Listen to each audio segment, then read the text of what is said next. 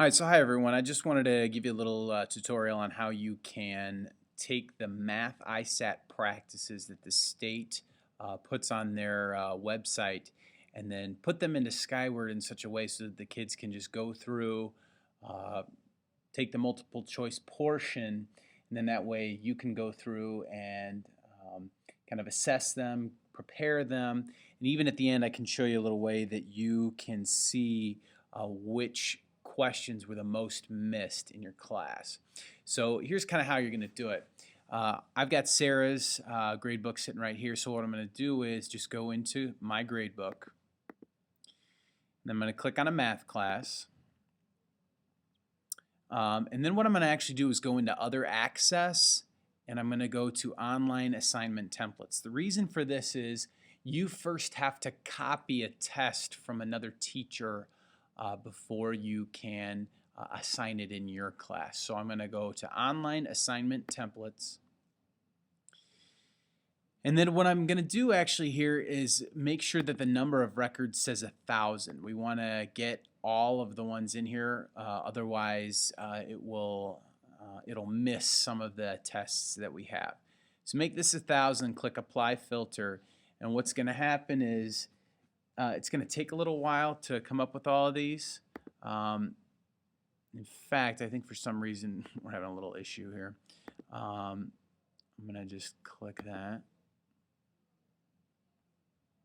All right, so actually what you're going to do when you get to this is you're going to click on Clone from Another Teacher.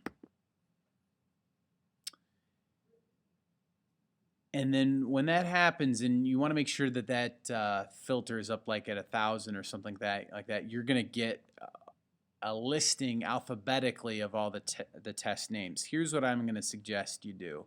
Click on Last Name, and then it will put all the tests in order of the last name alphabetically. Come down here to where it says Han. There's going to be a lot of my stuff and a lot of Kristen's stuff. But what you'll notice is all of these math ISAT practices are all in the same place. So because Sarah teaches 7th grade, I'm going to choose this one from 2011 as the one that we want to clone to her online assignment templates. So I've selected that one, and I'm going to click Clone Template. And what this will do is say, okay, so is there anything you want to change in here? That's certainly up to you. From what I understand, all of these kind of have are correct. I never randomize questions, and you're going to see why. It's because the PDF files that I have for the kids to take the questions from all are in order. So you need to leave this randomized questions unchecked. I always do this auto score. That way, as soon as the kid's done, you can see how they did. And then the show correct answers is simply when they have finished, they'll be able to see what they missed and what the correct answer was. Once you've gotten to this point, all you need to do is click Save and Back. And then now you'll notice, so this is Sarah's set of tests, and here's the one that she has in there. So then here's what we're going to do. We're going to go back to the main screen, which puts us into Sarah's grade book for this period 1 math class. At this point, we're going to go to Assignments and Add Assignment. Now, to minimize the impact of this assignment on the student's actual grade, what I suggest is you leave the category as the smallest percentage. And then what you're going to do here is you're going to go into Options and say Copy from my online assignment template. You're just going to click on that one and say Clone to Assignment. And then this is where you're going to have some things to do here. So let's say that Sarah wants to do this on January 5th. She's just going to change the dates. And because this is practice, for my purposes, I've left this like all day. They could take it at any time during the day. But let's say you wanted to limit it to first period. What you do is you just go in here and change this to 8:30 a.m. to 9:10 a.m. Leave this randomized questions unchecked, and then at this point all you really need to do is click Save and Back. This will take you back to the assignment page. You need to put a description in here, and I just tend to put math, or I'll put in ISAT practice 2011, grade 7. The way to really minimize the impact then is this weight multiplier. I always put it at 0.01, and then that way this whole thing is only worth 0.04, or excuse me, 0.4 points. So there's very, very little impact that it will have on the student's actual grade. Okay, so you click Save and Back. And then now you can actually see this assignment. So then what will happen is when the kids when you want to have the kids actually go and take this, they'll log into Skyward. And then over on their left-hand side, when they log in, there will be something called Current Assignments. You'll have them click that, and then click on the Answer Questions tab. And that will just simply bring up this test. Now just to show you, the test looks like this, so that when they're actually taking it, the questions look this way, so that they don't actually see anything in Skyward. What they will see when you direct them is a PDF file.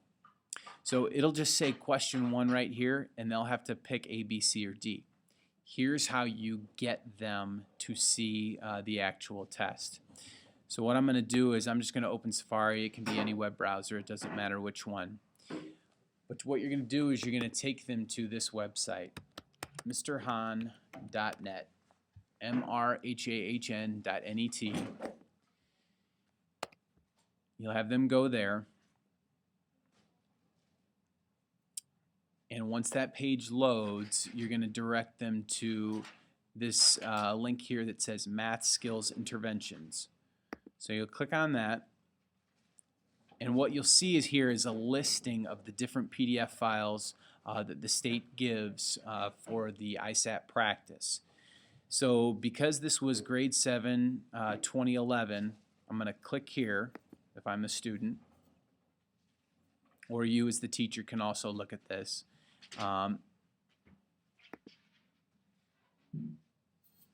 If you happen to open this in Firefox, it may ask you if you want to open it in preview or something like that, and that's actually what you should do.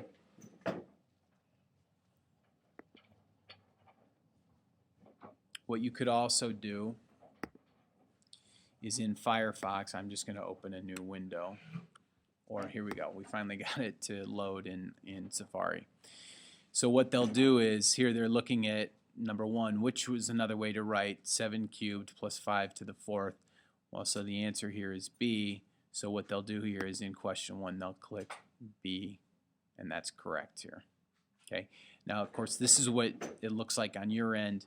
It won't show these correct things here. It will just give them A, B, C, or D to select. So they'll just kind of go through here, kind of looking back and forth between this PDF file and the actual Skyward test. And once they complete it, you'll be able to see how well they did, and they'll be able to see how well they did, and it will give you a gauge kind of where they are. I've been using this with my Math Skills Interventions class. We've done all of them, grade 5, grade 6, grade 7. We still have yet to do grade 8, but just because of the kinds of kids that are in this class, I've been trying to really practice with these ISAT tests, just so they're kind of aware of the kinds of questions that they really need to be prepared for. I'm going to show you one other thing, and that is how to go through once the kids have taken one of these and see which ones were the most often missed. So I'm going to log out as Sarah, and I'm going to do a new window here. I'm going to log in as me because my students have actually taken a few of these. So what I'll do is I'll go into my grade book for the Math Skills Interventions kids, and so I know that they've taken this one, and I'm going to go. So what I've done is I've just clicked on that assignment. It said Math ISAT Practice Grade 7 2011. Once you're in the assignment here, you can actually click Reports, and if you do Online Assignment Reports, what it will do is give you this option of Online Assignment Analysis.